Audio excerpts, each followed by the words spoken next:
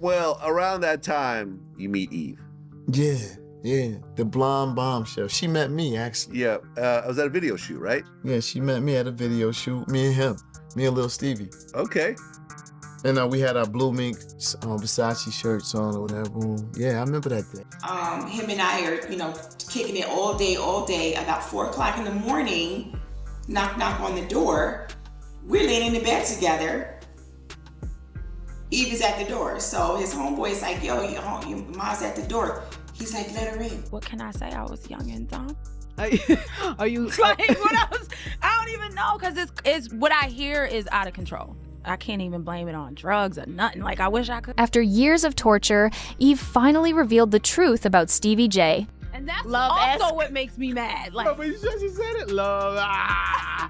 because it's moments happen. Like, it's crazy. Like, but it was, and you know what? I was in love. Eve was made to see her own humiliation as he brought his ex to their apartment. Him and I are, kicking it all day. About 4 o'clock in the morning, knock on the door.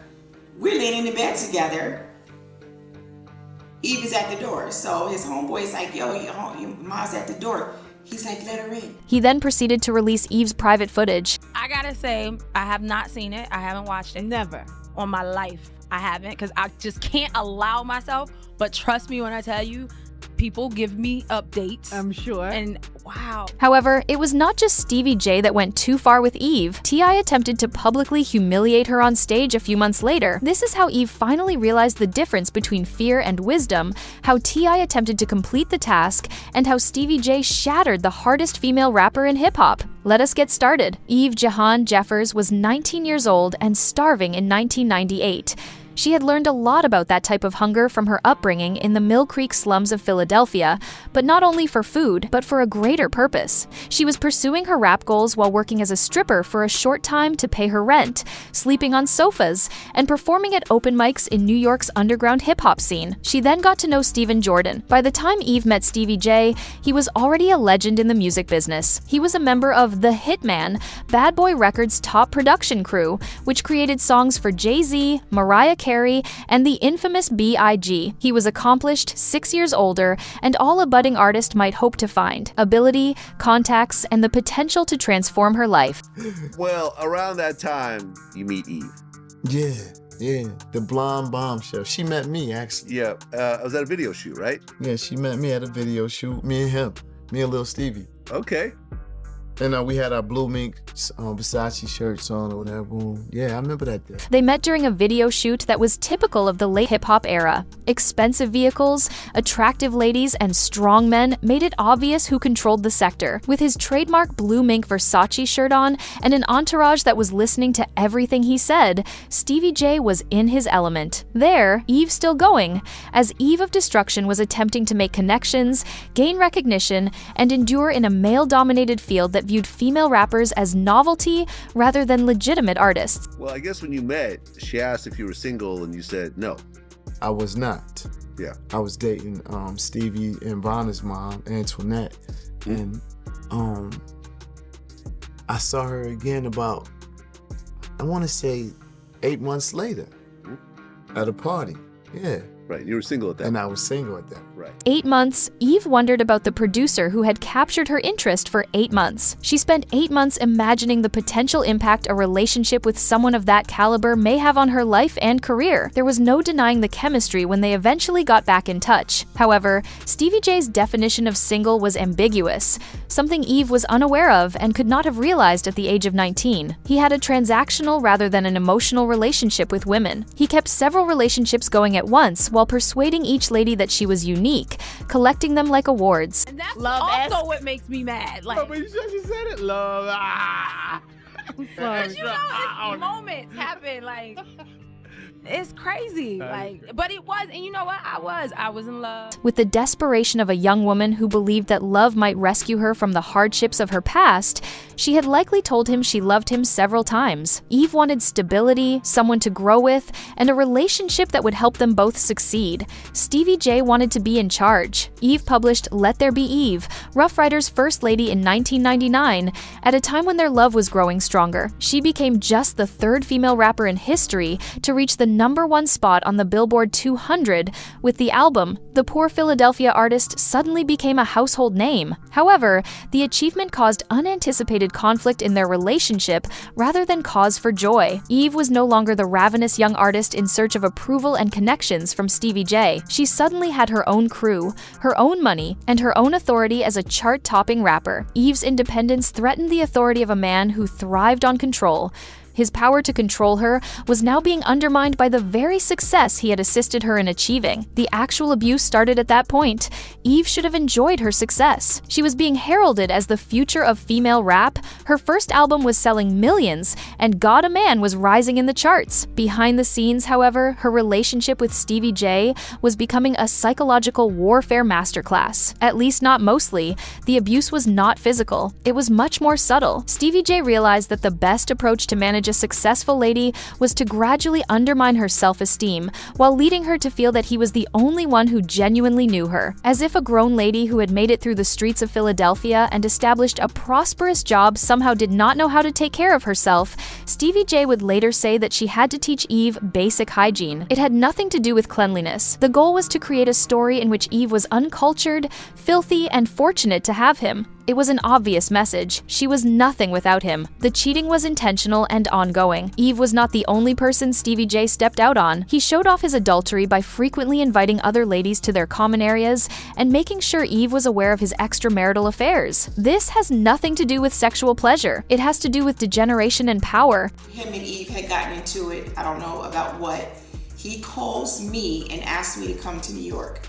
Flew me down to New York. Flew and had me at his apartment, which I didn't know Eve was actually living there at the time. The episode with Mimi at the apartment was really nasty. While Eve was away, Stevie J had flown his ex-girlfriend Mimi to their shared apartment. However, this was not a covert matter. He ensured that Eve would find them. Knowing exactly what she would discover, Stevie J told his pal to let Eve in when she got home at 4 in the morning. Him and I are, kicking it all day. About 4 o'clock in the morning, knock on the door. We're laying in the bed together. Eve is at the door. So his homeboy's like, yo, your mom's at the door. He's like, let her in. Let her in. 2 phrases that encapsulated Stevie J's entire attitude. Eve should see them together, he hoped. He wanted her to experience the betrayal, the humiliation, and the helplessness. By forcing her to see her own successor, he hoped to shatter her spirit. She comes down the hallway, baby, I'm like, this nigga's bugging. Long as, it doesn't get out of hand, she comes in, realizes there's a woman in the bedroom. Any woman would have reacted the same way Eve did. She left. However, Stevie J's rage was not legitimate anguish in her warped psychology. It was proof that she was challenging and insane. This is the traditional abuser's strategy. Construct an environment that is intended to elicit a response. The victim's instability can then be demonstrated by that response. Once she leaves, she realized, I just left him in the fucking house with this bitch. I think it took maybe 2 seconds for that to kick in. She went in, beating on the door. So his friend is like, yo, Mom back at the door. Eve's mind was likely racing when she first departed. The realization dawned on her as she walked away, despite the terrible embarrassment of discovering another lady in her bed. She had just left her lover and his ex-girlfriend at their apartment. She was unable to simply leave since the disrespect was so severe. Eve's response was understandable, even to Mimi, the woman who had participated in the humiliation. However, infidelity was only one aspect of the emotional assault. Stevie J was skilled at giving Eve the impression that her achievement was fleeting, unworthy, and totally reliant on his ongoing assistance. Stevie J viewed Eve's success as a danger to his own reputation, rather than as her partner and staunchest ally. Every accomplishment she made was undermined. Every instance of self-assurance was met with criticism, meant to maintain her reliance on his approval. Initially used as a coping mechanism for the mental distress, alcohol swiftly evolved into another tool in Stevie J's toolbox. She was unstable, unprofessional, unprofessional and incapable of handling success without him, and he could use her drinking as proof. The last infraction was the sex tape scandal that would later surface. The outcome was the same, whether Stevie J intentionally disclosed the private video or let it happen as a result of his carelessness. Eve's most intimate moments were transformed into public humiliation in order to humiliate her and serve as a reminder that he may ruin her reputation at any time.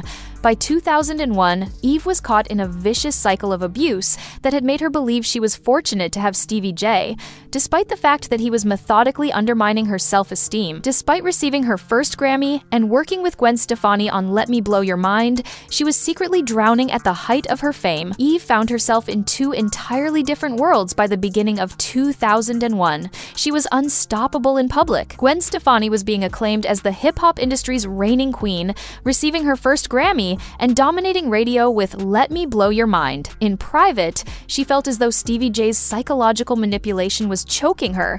She was being torn apart by the contrasts. She would perform for thousands of people during the day, her presence powerful and her songs incisive. At night, she would go back to an apartment where her accomplishments were downplayed, her most private moments were transformed into a public spectacle, and she was made to feel unworthy. Although she was drinking heavily, it was no longer for fun, it was therapeutic. The one thing that could make her forget the ongoing emotional suffering, self-doubt, and anxiety that had become her everyday existence. She was attempting to suppress her feelings since they were too intense. She was on the verge of a collapse due to the cognitive dissonance between her internal misery and her triumph. Because Stevie J had presented himself as both the source of her issues and the answer to them, the abuse was especially pernicious. He would be critical of her lack of professionalism when she was intoxicated. He would cause turmoil when she tried to quit drinking, which made her turn back to it. He would tell her that no one else would love her in spite of her imperfections whenever she questioned his loyalty. The isolation was thorough and well planned. By causing drama and presenting himself as Eve's sole real ally, Stevie J had methodically damaged her connections with friends, family, and co-workers. Since he was the only one who genuinely understood her problems, he led her to feel that everyone else was either trying to take advantage of her or was jealous of her accomplishment. Eve's behavior became more unpredictable throughout this time. Subsequently, industry sources revealed that she would attend recording sessions drunk, attend unimportant meetings, and exhibit emotional outbursts. They were signs of long-term psychological maltreatment.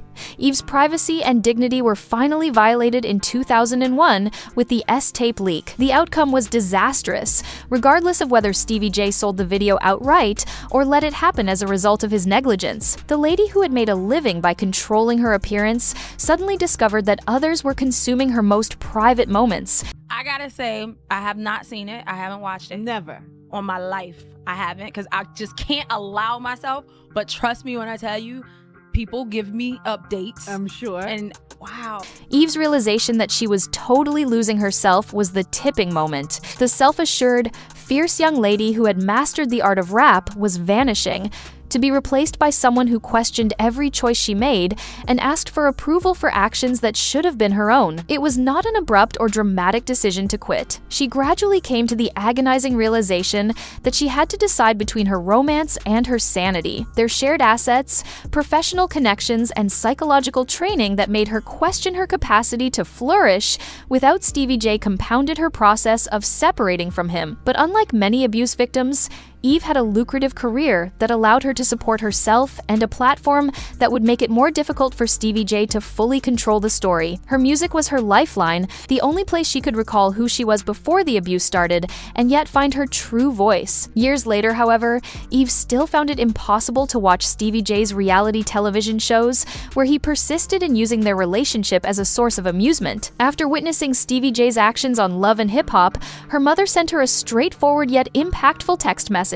That one was a gunshot you avoided. Those who love us and have witnessed our suffering under circumstances we were unable to fully comprehend at the time can sometimes offer the most insightful viewpoint. Eve was no longer directly influenced by Stevie J by the end of 2001. However, it would take years for the psychological harm to completely recover.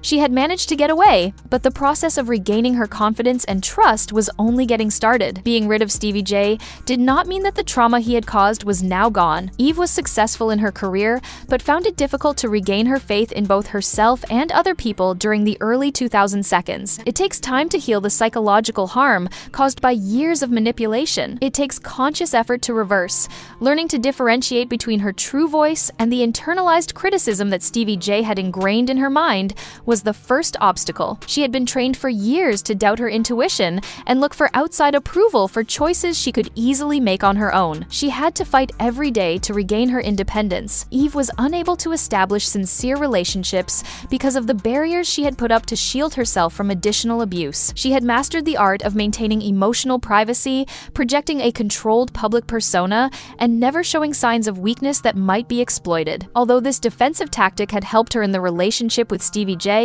it was impeding her capacity to move past it and develop.